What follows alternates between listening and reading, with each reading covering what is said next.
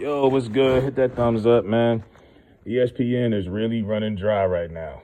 And when I broke that story a few weeks ago about the first take ratings, and I was one of the first people who broke that. Yeah, I'm gonna take it there because I didn't see too many other people saying that till after me, and I think it was one other person that said that story first. And if you see the trend, they keep using Kyrie Irving as the ultimate distraction. Now you would think that there's nothing else going on in sports. You would act as if the NFL isn't midway through the season, a great season so far. A lot of parity. You don't know who's what. Uh, Hockey just started back. Baseball's in the championship round of the playoffs. The World Series is around the corner. You would think nothing was going on the way that they just talk about Kyrie Irving. I'm like, he said what he said. He's not going to play until the Nets and him come up to an agreement or he takes the jab. Leave it alone. The NBA is going to move on without Kyrie Irving like anybody else. They're going to start their season this week. And hopefully y'all can stop talking about Kyrie Irving for ratings because that's what y'all are doing. I mean, at one point, they even had Marcus Spears on a panel talking about Kyrie Irving. Marcus Spears was a defensive end in football. Shouldn't he be on the NFL side of the table? Shouldn't he be on NFL Live? Why is he in this conversation? You know what I'm saying? But they want to get as many people who are neutral or flip-floppers as possible so that they can make Kyrie look like this bad guy. Because Marcus Spears ain't going to say nothing. Kendrick Perkins, he ain't going to say nothing. And, of course, Stephen A. is leading the pack. Now, he said some real low stuff in defense of Stephon Marbury, who called him out, who just said, yo, man, leave that boy alone. Leave Kyrie alone. He wants to bring up Marbury's lowest moments of when he was eating Vaseline. Remember that? When he was on World Star? That was that man's lowest moment. He was mentally checked out. And you want to bring that up in reference to him calling you out? That don't have nothing to do with the topic.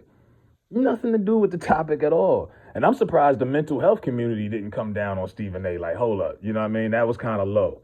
And wouldn't be surprised if they did and he had to apologize. What Marbury should have done is said, bring up a highlight of all the time Stephen A. had to get on his knees and apologize to the network, apologize to Disney, apologize to Michelle Beadle, apologize to those Nigerians. They wasn't playing with him.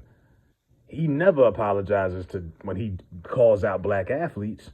And you'll never see him talk with the same kind of tone about a Brady or a Rodgers or even a Big Ben like the way he talks about these black athletes. And he knows it. And when someone calls him out, he refers back to basketball. Like when Kwame was calling him out and asking him about why was he at them colleges, why does he talk like that to black athletes? His whole argument was, I'm just going to go online, go on SportsCenter and show a highlight reel of all your worst plays. He refers everything back to ball and acts as if he doesn't know what you're talking about when he knows. It's two different kind of sellouts. You got your innocent Negroes who just happen to be, whatever. And then you got your ones who are well calculated in their coonery. And he's well calculated with his coonery. He got mad at Jay Williams because Jay Williams said, Stephen A., I'm just trying to show you what people think on the other side. He said, other side? What does that mean? You full of it. What are you talking? It's like he gets so defensive when someone even mentions him being a sellout because he knows it's the truth. He knows it. And it's like he keeps on bringing back basketball up as his point. And it's like, bro, this is bigger than basketball. This is bigger than Nino Brown. Basketball is not Kyrie's number one priority, clearly. But keep saying, oh, he's letting down Jay. He's letting down KD. He's letting down James Harden. They would trade him for a pack of cookies. And it's like, bro, you are making yourself even more unlikable. I know people who used to defend Stephen A. Smith, even when everybody was calling him an Uncle Tom, and now they even like, man, I can't. Like, I can't. Just leave this dude alone. There's too much other stuff going on in sports. And, like, you wouldn't think that baseball playoffs was going on at all. They don't even talk about baseball on First Take at all. They don't talk about any of that. I don't see it. It's all about Kyrie Irving, a little bit of NFL. Let's go back to Kyrie Irving. This is every time someone calls out Steve online, he has to respond and do this WWF promo. We gonna see you tomorrow on First Take, yeah. You gonna get my response on 10 o'clock in the morning. It's like, dog. He is, like I say, he's a personality. He's not an analytical figure. I've never seen him break down film on basketball. Damn sure don't know nothing about football. He's a personality. And that's why you see him on like The Young and the Restless and a couple of, I remember when he used to go on Fox News a lot. He's a personality.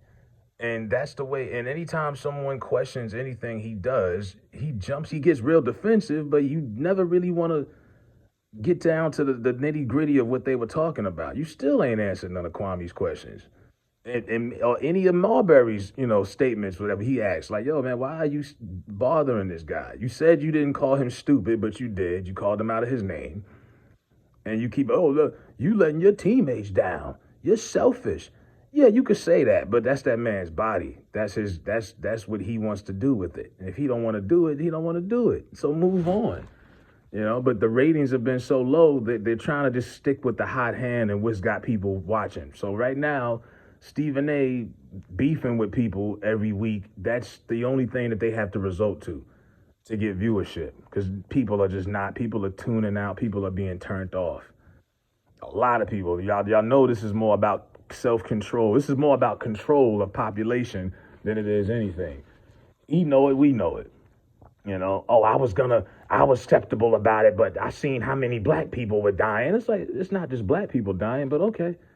You want to try to act like you're doing this for the sake of black people, like you care about black people's best interests. It's sick, man. I mean, it's ridiculous. But this is what they have to do to get viewership now, because no one is watching that damn program. Molly is still lingering around, and Max. I don't know how Max show is doing, but Max has a good rapport with Keyshawn and Jay Williams. And those are three brothers. They have some similar viewpoints, but enough where the chemistry's good, but they don't agree on everything. But it's just, I enjoy their show better than First Take lately. And I'm not even a Max Kellerman fan like that. But I think Max's personality has changed. He no longer has to be this over-the-top personality that he was on First Take. He's a lot more mellow and regular on this new show, if you pay attention.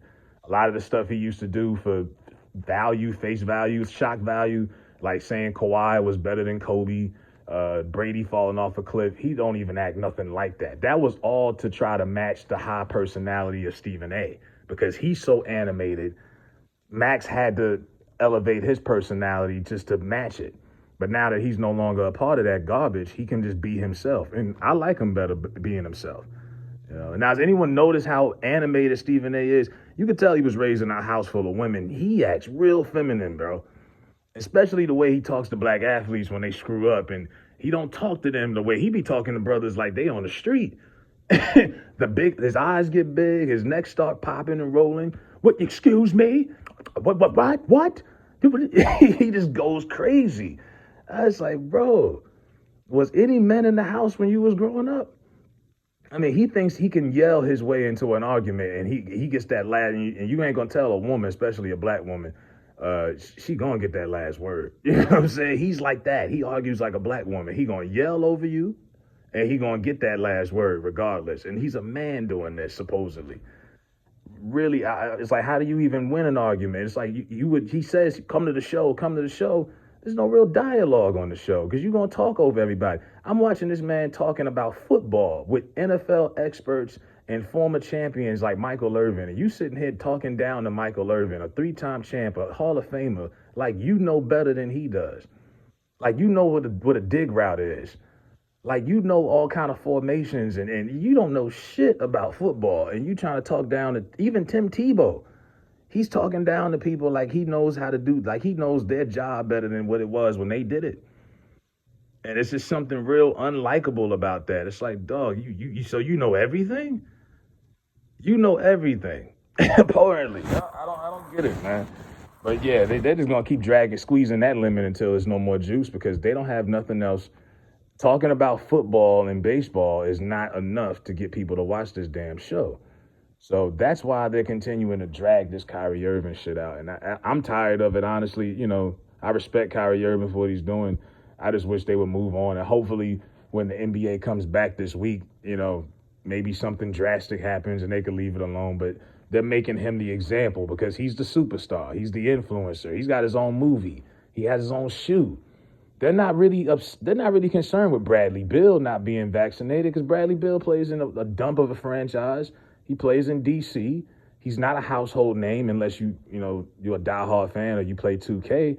So they don't care about him and Wiggins. But Kyrie, oh no, because he's the first real superstar to not endorse this shot. Everyone else has endorsed it publicly, and he's like, nah, I'm good. So they have to make an example out of him to show people this is what you do. This is what happens when you go against the grain. And Stephen A. has never went against the grain his entire life. He is the safest Negro of them all. That nigga don't got no backbone, no spine.